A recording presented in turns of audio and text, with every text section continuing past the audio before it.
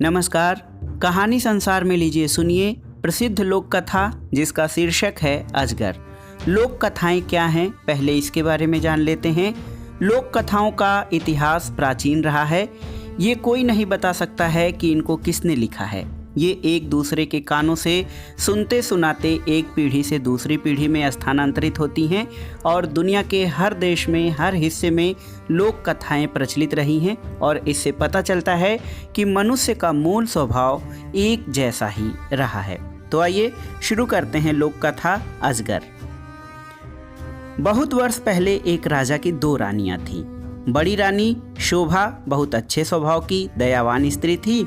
छोटी रानी रूपा बड़ी कठोर और दुष्ट थी। बड़ी रानी शोभा के एक पुत्री थी जिसका नाम था देवी। रानी रूपा के भी एक बेटी थी जिसका नाम था तारा।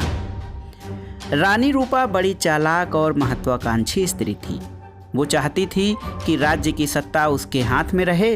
राजा भी उससे दबा हुआ था। रानी रूपा बड़ी रानी और उसकी बेटी से नफरत करती थी। एक दिन उसने राजा से कह दिया कि रानी शोभा और देवी को राजमहल से बाहर निकाल दिया जाए। राजा रानी रूपा की नाराजगी से डरता था। उसे लगा कि उसे वही करना पड़ेगा जो रूपा चाहती है। उसने बड़ी रानी और उसकी बेटी को राजमहल के बाहर एक छोटे से घर में रहने के लिए भेज दिया। लेकिन रानी रूपा की घृणा इससे भी नहीं हटी। उसने देवी को आज्ञा दी कि वह प्रतिदिन राजा की गायों को जंगल में चराने के लिए ले जाया करे।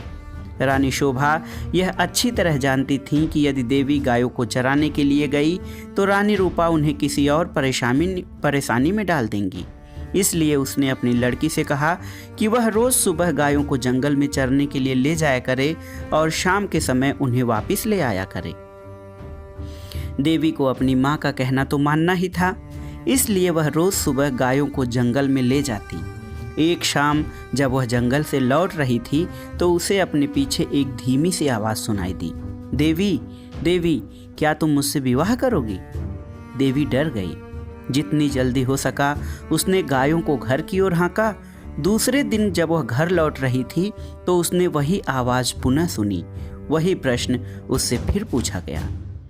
रात को देवी ने अपनी माँ को उस आवाज़ के बारे में कहा। माँ सारी रात इस बात पर विचार करती रही। सुबह तक उसने निश्चय कर लिया था कि क्या किया जाना चाहिए। सुनो बेटी, वह अपनी लड़की से बोली, मैं बता रही हूँ कि यदि आज शाम के समय भी तुम्हें वही आवाज़ सुनाई दे तो तुम्हें क्या करना होगा? बताइए माँ, देवी ने उत्तर दिया। तुम उस आवाज़ को उत्तर देना। रानी शोभा ने कहा, कल सुबह तुम मेरे घर आ जाओ, फिर मैं तुमसे विवाह कर लूँगी। लेकिन माँ, देवी बोली, हम उसे जानते तक नहीं। मेरी प्यारी देवी, माँ ने दुखी होकर कहा, जिस स्थिति में हम जीवित हैं उससे ज़्यादा बुरा और क्या हो सकता है। हमें इस प्रस्ताव को स्वीकार कर लेना चाहिए। ईश्वर हमारी सहायता करेगा। उस संध्या को जब देवी गायों को लेकर लौट रही थी तो उसे वही आवाज़ फिर सुनाई दी। आवाज़ कोमल और दुख भरी थी। देवी देवी क्या तुम मुझसे विवाह करोगी? क्या तुम मुझसे विवाह करोगी? आवाज़ बोली। देवी रुक गई। उसने पीछे मुड़कर देखा लेकिन उसे कोई नहीं दिखाई दिया। वह हिचकिचाई। वह वहाँ से भाग जाना चाहती थी लेकिन फिर उसे माँ के शब्द याद आ गए। वह जल्दी से बोली, हाँ, यदि तुम कल सुबह मेरे घर आ जाओ तो मैं तुमसे विवाह कर लूँगी। वह बड़ी तेज़ी से गायों को हाँकती हुई घर चली गई। अगले दिन सुबह रानी शोभा जरा जल्दी उठ गई। उसने जाकर बाहर का दरवाज़ा खोला, देखने के लिए कि कोई प्रतीक्षा तो नहीं कर रहा। वहाँ कोई भी न था। अचानक उसे एक धक्का सा लगा और वह स्तब्ध रह गई। एक बड़ा अजगर कुंडली मारे सीढ़ियों पर बैठा था। रानी शोभा सहायता के लिए चिल्लाई। देवी और नौकर भागे भागे आए कि क्या बात है। तभी एक आश्चर्यजनक बात हुई। अजगर बोला, नमस्कार। उसका स्वर विनम्र था। मुझे निमंत्रित किया गया था, इसलिए मैं आया हूँ। आपकी लड़की ने मुझसे वादा किया था कि यदि मैं सुबह घर आ सकूं तो वह मुझसे विवाह कर लेगी। मैं इसीलिए आया हूँ। रानी शोभा की समझ में नहीं आ रहा था कि वह करे तो क्या करे। उसे तो यही आशा थी कि किसी दिन कोई सुंदर नौजवान उसकी लड़की से विवाह करने आएगा। उसने यह कभी नहीं सोचा था कि वह अजगर होगा। एक नौकर भागकर रानी रूपा के पास गया और उसने सारी घटना बतला दी। रानी यह सुनकर प्रसन्न हुई। वह उसी समय अपने नौकरों के साथ रानी शोभा के घर गई। यदि राजकुमारी देवी ने किसी के साथ विवाह का वायदा किया है, वह बोली, तो उसे अपना वायदा अवश्य निभाना चाहिए। रानी होने के कारण यह देखना मेरा कर्तव्य है कि वह अपना वायदा पूरा करे। उसी दिन विवाह हो गया। रानी शोभा और देवी के लिए यह कोई प्रसन्नता का समय नहीं था, लेकिन इतने दुर्भाग्य सहने के बाद वे किसी भी प्रकार की विपत्ति का सामना करने को तैयार थी। विवाह के पश्चात अजगर अपनी पत्नी के साथ उसके कमरे में गया। सारी रात शोभा ने प्रार्थना करते हुए बिताई कि उसकी बच्ची ठीक ठाक रहे। दूसरे दिन बड़े सवेरे उसने देवी के कमरे का दरवाज़ा खटखटाया। एक सुंदर नवयुवक ने दरवाज़ा खोला। देवी उसके पीछे खड़ी थी। मैं आपको कह नहीं सकता कि मेरी जान बचाने के लिए मैं आपका और देवी का कितना बड़ा आभारी हूँ। वह नवयुवक बोला, मैं एक शाप के कारण अजगर बन गया था। एक वन देवता मुझसे क्रुद्ध थे और उन्होंने मुझे अजगर बना दिया। बाद में उन्हें अपनी करनी पर दुख हुआ। तब उन्होंने कहा कि यदि कोई राजकुमारी मुझसे विवाह कर लेगी तो मैं फिर से मनुष्य बन जाऊंगा। और अब देवी ने मुझसे विवाह कर लिया है।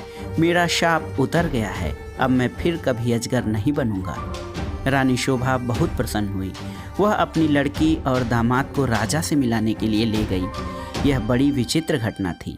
चारों ओर से लोग इस विचित्र नवयुवक को देखने राजमहल में आने लगे। सभी उत्सुक थे सिवाय रानी रूपा के। रानी रूपा बहुत गुस्से में थी।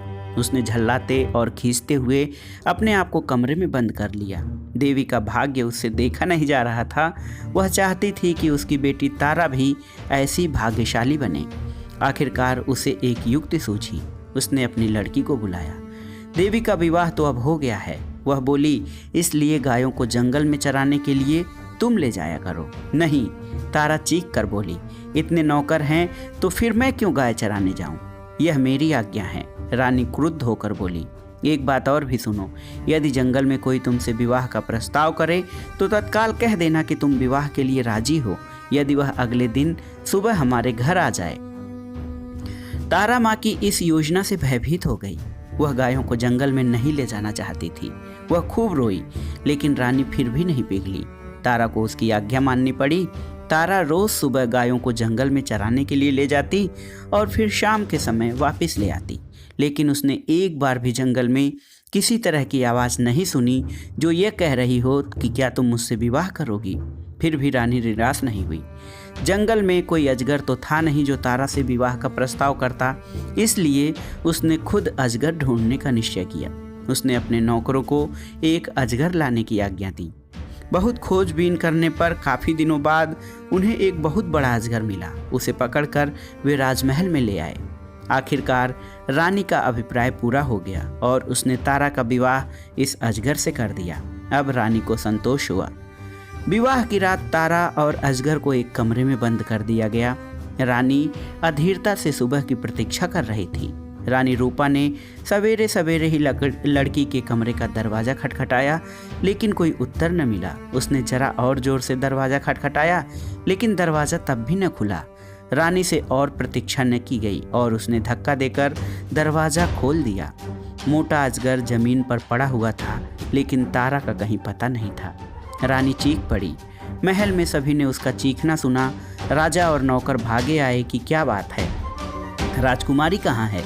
सब चिल्लाए, वह तो अजगर के पेट में होगी। रसोइया बोला, देखो वह कितना मोटा हो गया है। रानी अब बड़ी जोर जोर से रोने लगी। राजा भी रोने लगा। रसोइया अपना सबसे बड़ा चाकू ले आया। यदि वह अब तक जीवित हुई तो मैं राजकुमारी को बचाने की कोशिश करूँगा। उसने अजगर का पेट चीर डाला।